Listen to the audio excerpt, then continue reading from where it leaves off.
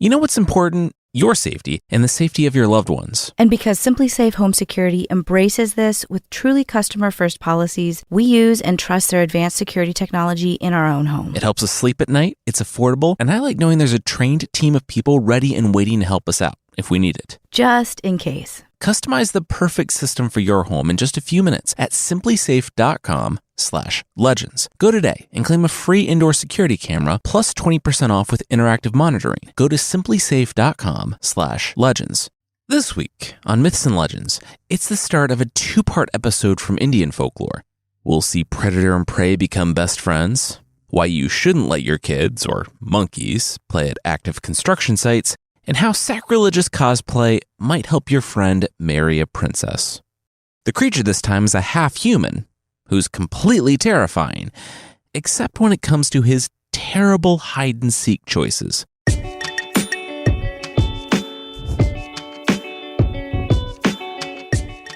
This is Myths and Legends, episode 283A, King of the Jungle.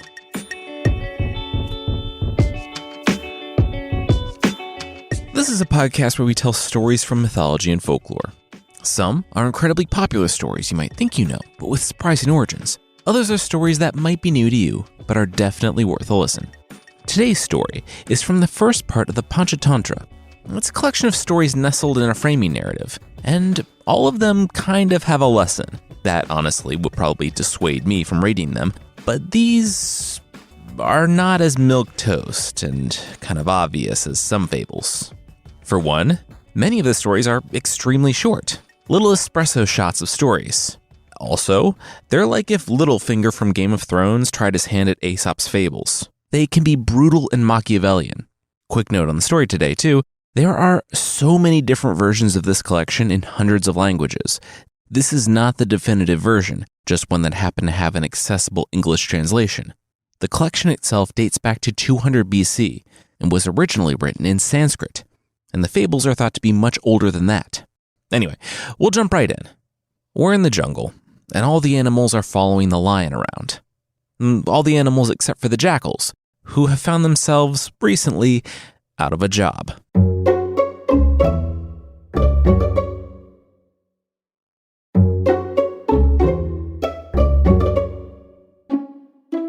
You know what?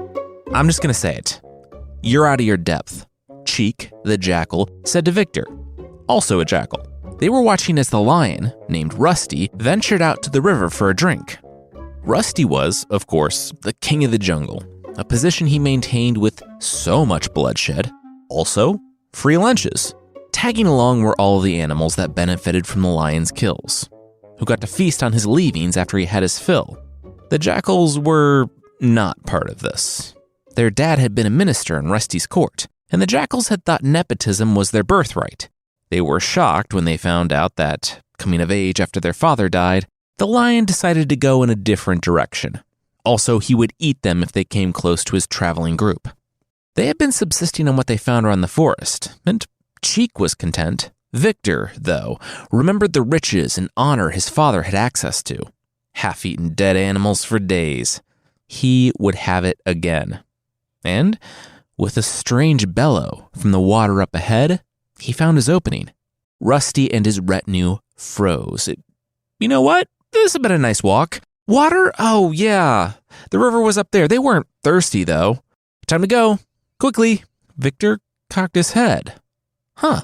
That was odd. Rusty, the lion who lorded over all of them with an iron paw, was turning back. Why? Cheek shook his snout. Victor shouldn't worry about the affairs of his betters. Victor replied that he did worry about them, and betters? Why were any of them a jackal's better? The jackals were smarter than all of them. Yeah, if you're so smart, why are we skin and ribs? Cheek said. Why didn't they get to feast like all the others, having to spend their nights chasing rabbits through the forest, or picking over the thrice-eaten leavings? Victor pointed a paw at his brother. Cheek was right. It shouldn't be like that. They should be running this jungle. They would be running this jungle. Brother, come on, let it go, Cheek said. Victor shouldn't meddle. Remember the wedge-extracting monkey? Victor said, okay, that was a non sequitur. It's the story of the wedge-pulling monkey? Did Dad never tell you about the wedge-pulling monkey? Victor shook his head. So, Cheek started in on the story of the wedge-pulling monkey. Each day at noon, the workers building a temple would take a lunch. That was a hard out, too, because one of the mechanics had been in the middle of splitting a log. In fact, she had just stuck the wedge in when the foreman called out that it was break time. She left the wedge in, and she'd finish up after lunch. Well, the monkeys liked to come and play around at the worksite at lunch while the workers were away. One monkey, climbing on the log next to the woodpile, looked at the wedge sticking out of the wood. He straddled the log. Huh. Weird. What was that wedge doing there? Not leaving well enough alone, and meddling in the affairs of people who knew better, the monkey began to pull at the wedge. Now, normally this wouldn't have been bad, but the monkey wasn't considering all of his vulnerabilities. Namely, he was a he, and not everything straddled the gap. No, Victor said, covering his mouth with a paw. Yes, Cheek replied. When the wedge came loose, other things tightened. Victor said, 1, that is horrifying. 2, the monkey didn't know what he was getting himself into. Victor did. Victor was smarter than all the animals, present company excluded. Before the year was out, they would all be in his power. They would be working for him. Cheek worried, but Victor said he would see. Victor left his brother to follow the source of the sound that scared off the lion in his retinue. That was how he found Lively.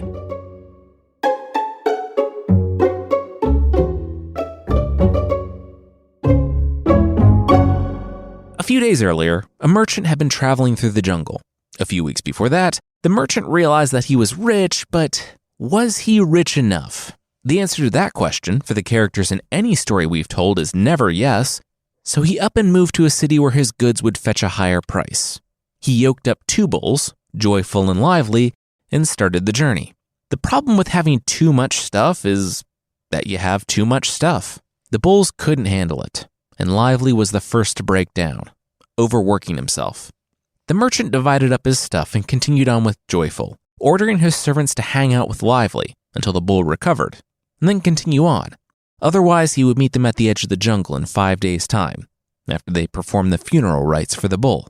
The servants, deciding that the jungle was dangerous and scary, opted to abandon the bull to whatever was going to happen, dragged the goods to the edge of the jungle, and gave the merchant the terrible, terrible news. Lively, though, didn't know what to do with his newfound freedom.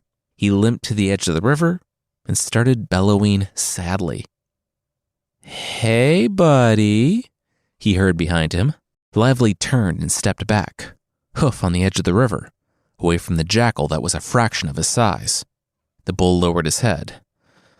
"Hello, fox, dog thing. Sorry, he wasn't sure what Victor was. He was from a farm near the city. I'm a jackal and, first question, how dare you? Second part of that sentence, bellow so loudly in Rusty's jungle." Victor stepped forward. The bull stepped back.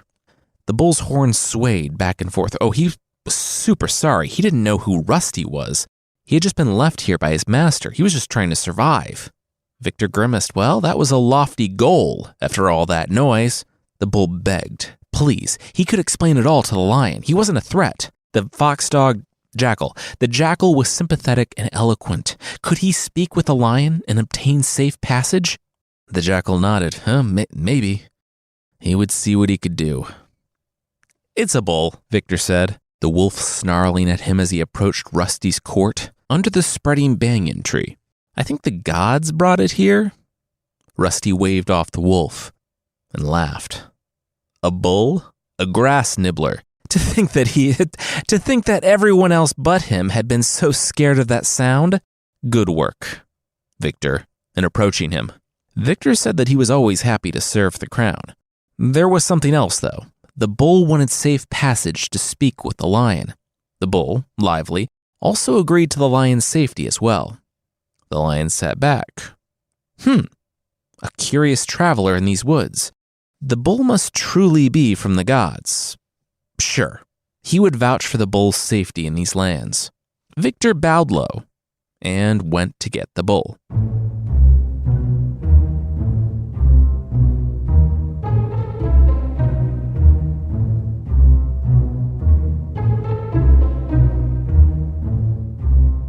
Now that you have the king's favor, you should remember how you got it, Victor explained to Lively, the bull, as they walked side by side in the jungle. Lively said, of course, Victor did him a kindness. Oh yeah, definitely. Victor ducked under a branch that Lively then obliterated. But also, what's done can be undone. Lively's heard the story of Strong Tooth and the king, right? Lively said, no. Victor told of a human merchant, Strong Tooth, who, in addition to his forward-thinking dental care, directed a king's entire administration. He understood all the groups in town and managed all of their interests. But one time, at his daughter's wedding, a servant of the king, named Bull, sat where he shouldn't, so Strongtooth had him beaten and thrown out. You know, standard stuff. Bull wasn't too happy about that, so the next time when he was up early cleaning the palace, he was muttering something about Strongtooth kissing on the queen. The king called him in the next day, asking, what was all that business about the merchant and the queen? Strongtooth said he didn't know. What? He had been up drinking and gambling the night before, so he came to work half asleep and still a little drunk. The king, recognizing the truthful words of people in their sleep, and not addressing several workplace issues there, had Strongtooth thrown out. But the tough thing about throwing out the guy who's propping up your entire economy is that no one is now propping up your economy. Things plummeted, and one day, Bull was tending to some things outside when he saw Strongtooth moping at the gate. Strongtooth begged him to be let in, bribed him with some fancy pants, that actual fancy clothes he gifted Bull, and was admitted back into the castle, when Bull, in another post-gambling binge faux sleepwalk, said that he, quote, saw the king eating a cucumber while at stool. Now, at face value, this seems like he's saying he saw the king eating a cucumber while sitting on a stool. Maybe it's something else. Regardless, the king said he has never eaten a cucumber while at stool. If Bull was wrong about that, maybe he was wrong about Strongtooth. So, he admitted Strongtooth back in, and everyone lived happily. So, watch what you say when you're the king's favorite, Victor said. But I'm Bull? Lively mood. No, you're a bull. In the story, I'd be Bull. The jackal tried to clarify his threat. Well, that's just confusing, Lively said, clomping into the area under the banyan tree.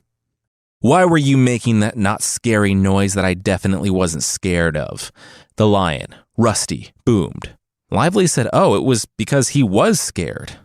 His merchant master had left him in a wild place he didn't know, and he felt anxious and unmoored. The lion said that, wow, that was refreshingly honest. The bull just said he was scared? Lively nodded, yeah. He tried to be real with his feelings and such. But the king here had saved Lively's life, made him not afraid. He was so grateful for that. Rusty said, oh wow, yeah, think nothing of it. And while Lively was in this land, he would be safe. Lively thanked the king again and hobbled over to bow. Rusty said, hey now, what was all this? Lively said he had been hurt by pulling goods through the jungle.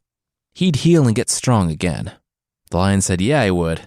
With personal trainer Rusty, he'd help the bull get to the point where he could pull 2 wagons full of goods. What do you do for your strength workouts? Squats, deadlifts, barbell, pilates? The bull said it was probably pronounced Pilates, but he didn't really do strength training. Well, there's your problem. Rusty threw his paw around the bull, and together, the apex predator and the prey animal that could have gored him in one move walked off into the jungle as friends, while the lion's retinue sat in disbelief. Victor grinned. Phase 1 of his plan was complete.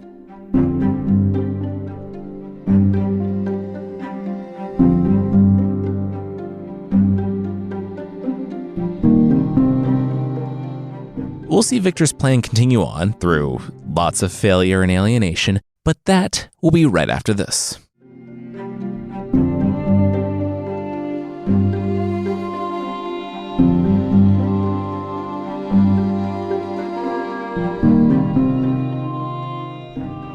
things were not going well. Well, for Lively and Rusty they were. Rusty was training Lively to get strong again, and Lively was helping Rusty to become a better version of himself. Unfortunately, that better version of himself didn't do a whole lot of catching and killing of other animals, so everyone who relied on the lion's leavings were going hungry. "You did this! You!" Cheek yelled at Victor. "You were playing with hot coals when you introduced those two. Now they're best buds. Things are worse than ever, even for us." Well, Cheek didn't need to worry. Victor had a plan for separating the lion and the bull. "You don't have the power to do that," Cheek scowled, but Victor held up a claw. Oh, he didn't have the power, but he did have the intellect. Didn't Cheek know the story of how the crow hen killed the snake? Cheek said, why did he get the feeling they were about to start a story? It was because they were about to start a story.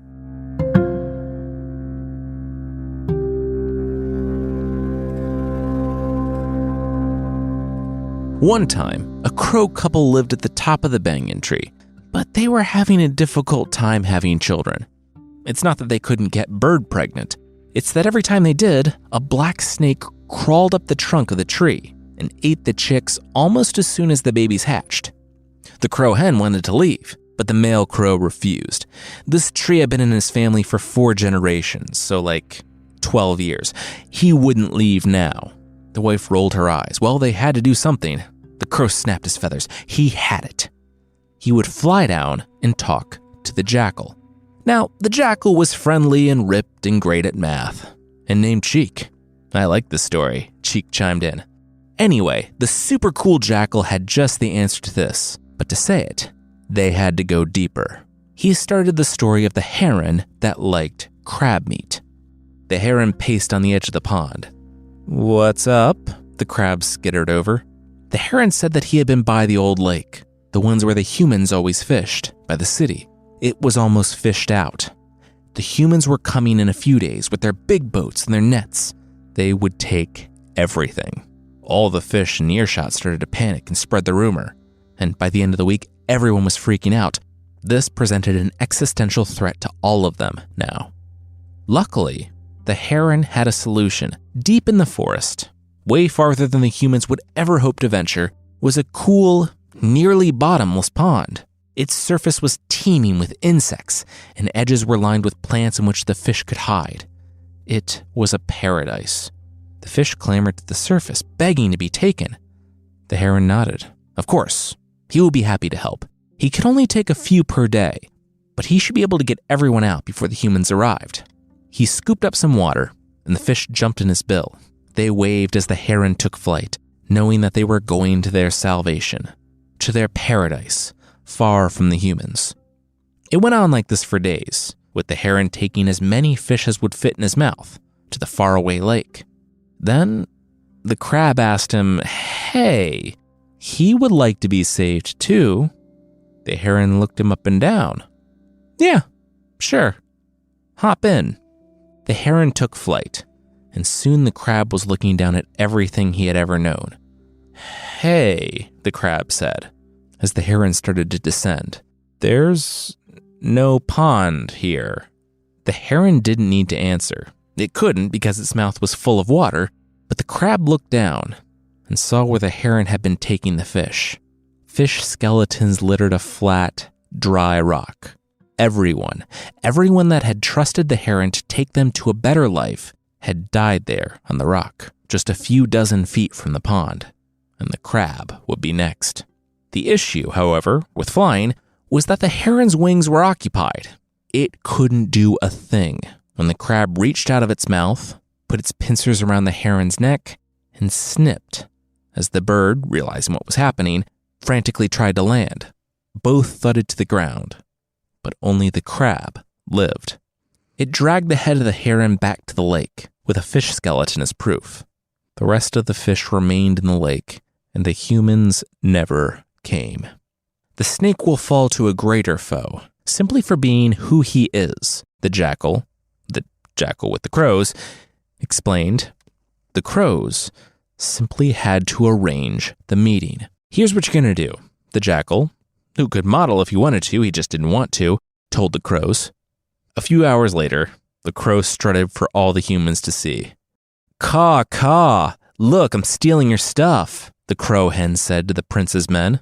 Of course, they just heard the caw, caw bit, but the rest was pretty obvious, because the crow picked up one of the prince's necklaces and took off with it. "The crow is stealing the crown prince's necklace," the guy who had been tasked with guarding it yelled. He wasn't really a bad guard, it's just that he was guarding against human thieves, not crows. He picked up his club. "Everyone after it! The crow is getting away!" Very slowly? It was a warm day, and it took the guards a bit of time to get it together with their clubs and nets, so that they could bludgeon the crow when it landed to take back the necklace. They took off in a run, that then slowed to just like a brisk jog, then a kind of fast walk, as the crow stayed fortuitously within sight, without much effort. Finally, he fluttered down to his nest at the base of the banyan tree. The guards laughed. They had him now. Before they could approach, they saw the crow flap up and fly to the leaves of the tree, but without the necklace in her possession. Oh well, didn't matter. They just needed the necklace. Maybe they would smash some crow eggs for good measure, and oh my gosh, it's a snake. The black asp that had its nest in the roots of the banyan tree was just as surprised as the men when they surrounded it and beat it with their clubs until there was nothing left. From that day forward, the crows were able to raise their many crow chicks in peace, and the prey had dealt with the predator. "There is nothing in this world that intelligence can't control," Victor said. "It's like the story of the rabbit and the lion." Wait, another one? Don't you think this is a bit excessive? But Victor wasn't listening.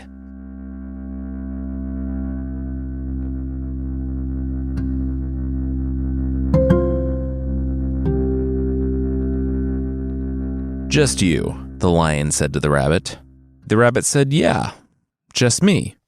The lion shook his mane. That wasn't the deal. The deal, as agreed upon by all the animals of the forest, was that I get to eat my fill each day with one animal sacrifice, or I hunt you all relentlessly. The rabbit threw up his paws. Hey, he heard the lion, for sure. He was doing his part, and he had started the walk with 4 other rabbits, but they passed a cave, and this other lion jumped out, grabbed the 4 others, ate them, and told him to tell the other lion that he's the new lion in this forest. It was all very complicated and scary. The lion sharpened his claws on a nearby tree. Oh no, he didn't. He told the rabbit to show him where this cave was. Then this lion would eat the rabbit. Soon, the pair was standing outside a cave, the lair of the rival lion. "Just inside there," the rabbit said. The rabbit would wait out here so the lion could eat him. The lion roared and charged.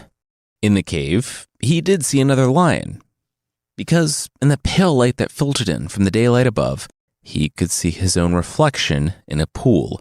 Turned out that the other lion in the cave was as witty as him, and not only that, was mocking and mimicking the lion.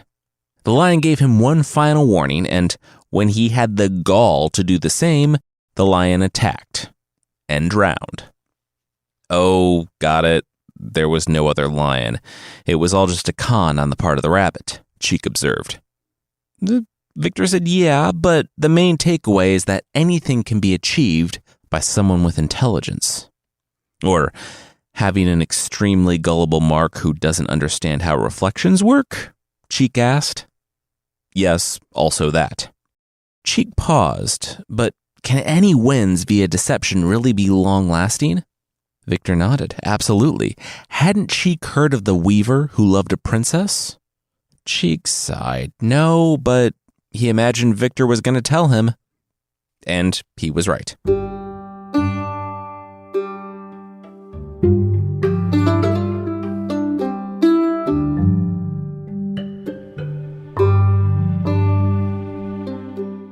We'll dive into our final story today, but that will, once again, be right after this.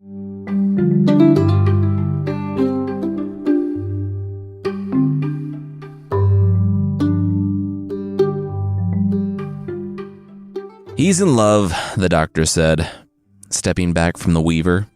Oh, whew. All right, cool, good. I thought he was dying, the weaver's buddy breathed. Oh, he also is. He's dying of a broken heart, the doc said, packing up his bag. Is that real? The buddy asked. He always thought that was just like bad writing. Oh, it is, but in addition to being bad writing, it's also a real thing that happens.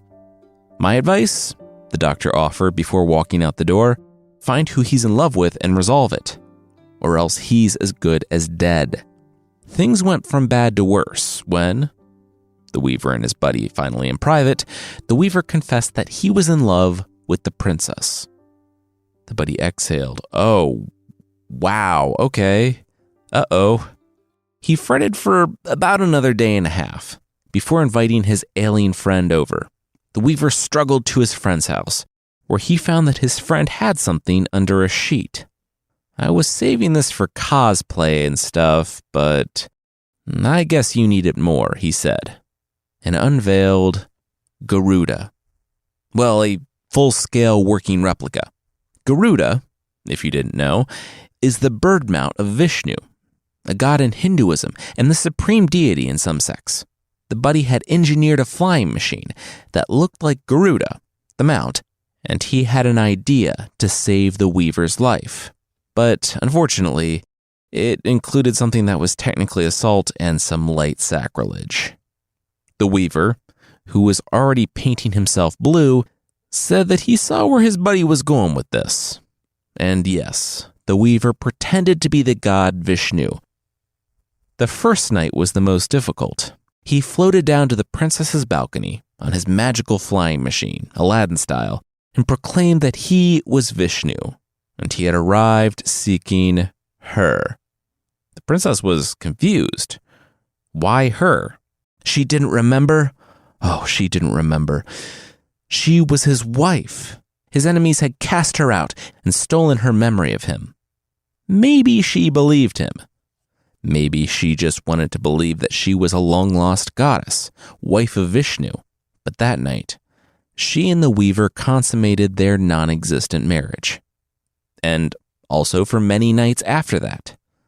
As usually happens, the king found out. But unlike the usual, he wasn't even mad about it. Vishnu had been stopping by. His daughter was a secret goddess. He actually encouraged the meetings. And then, the king needed the meetings. You see, he got himself in a bit of a self-inflicted pickle. It involved the guys he owed tribute to, and his butt. Namely, he showed his butt to the guys he owed tribute, seriously, it's in the original, and told them that that's all they're getting. They said that they would be back with an army. And they were. You see, the king, thinking he had Vishnu for a son-in-law, antagonized a nearby emperor, because he was tired of paying exorbitant tributes. The Weaver heard all of this and chuckled nervously. Oh, that was so cool. That explained why no one could leave the city that day and why an army was out front. Nice. He would just go take care of that because, yeah, he was actually Vishnu. On his way out of town, high enough in the clouds so the army couldn't reach him, the Weaver slowed. If he abandoned them, the city would fall and the princess would be taken. This was his fault. He breathed deep and turned the Garuda drone around. He would fly above the army outside, proclaiming himself to be Vishnu. Maybe they would flee. Maybe he would die. He would let the gods decide.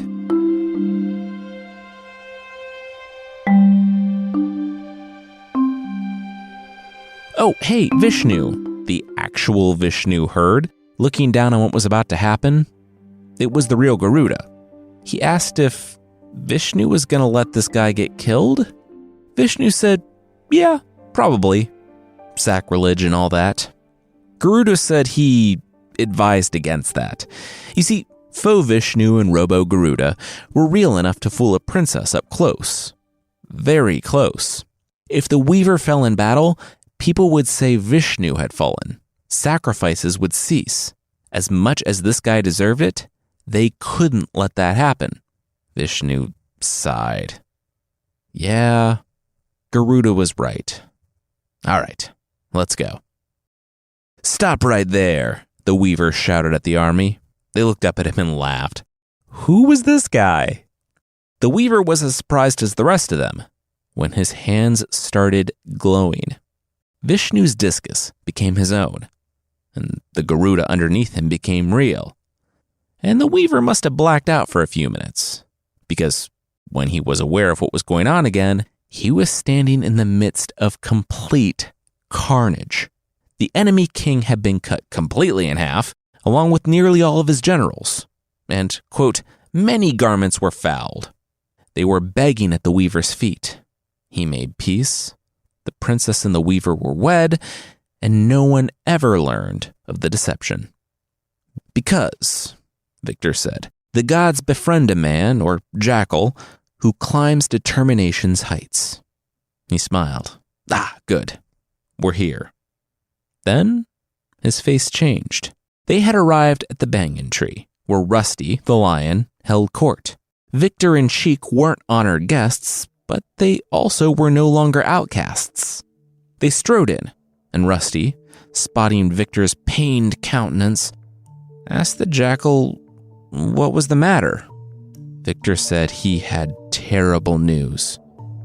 He had just come from the river, from where Lively, the bull, had been drinking.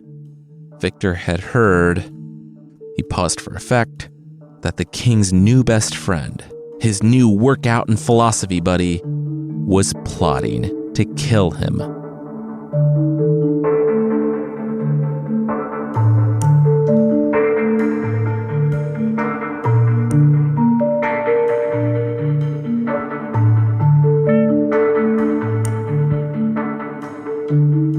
Next week, we'll see how everything shakes out for Victor's plan when we finish up the story.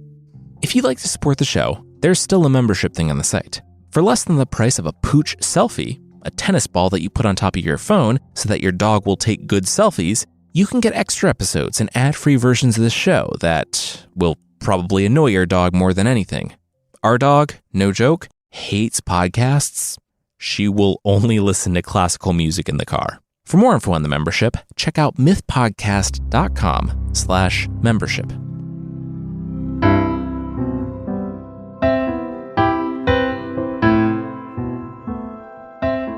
The creature this week is the Nasnas, from the folklore of Yemen. Now, we've talked about what happens with genies or jinn that get together with humans, and the answer to that is generally not great for anyone. The Nasnas are somewhere on the jinn family tree, but farther away from the trunk. They're like the Sackville Bagginses or Bruno. Yeah, we're related, but we don't need to talk about it. And that's sad, because the Nasnas are actually very nice. Nah, I'm just kidding. They're pretty horrible. They hunt, chase, and eat people, and that's all the more impressive because they are basically bisected right at the center. They have one arm, one leg, half a torso and head, and if they can't straight out catch their prey, they'll hop around in rags, seeking help. And when other people offer it, they're dead. When it comes to killing you, they have a lot of options. Not just hitting and biting either. They're magical creatures, so when they touch a person just once, they can melt that person's flesh right off their body. If you're wondering why a creature that wants to eat people melts flesh, well, that gives you another clue about the Nasnas. With their half a head, intelligence is not their strong stat. One time, explorers got the jump on a Nasnas, and quickly trying to out-evil the creature that appeared to be half a human, they killed, cooked, and ate it. When marveling that the creature was so sweet, they heard, from the trees, that it was because the creature ate resin from a native tree. The explorers rushed, caught, and cooked that one. Another one said that the Nasnas who spoke up should have kept his mouth shut, from higher up in that same tree. Yep, eaten. Finally, a fourth one, hiding covered in a hole in the ground, said that they were so much smarter than the other three and wouldn't say a thing. Yeah, they didn't last long either. There are a number of origin stories for the Nasnas, ranging from divine punishment of an entire people group for turning against God, to the genie story I mentioned, to a magician turning someone into a Nasnas with magical eye makeup. So, if you didn't need any more incentive to do so, probably avoid magicians offering free makeovers.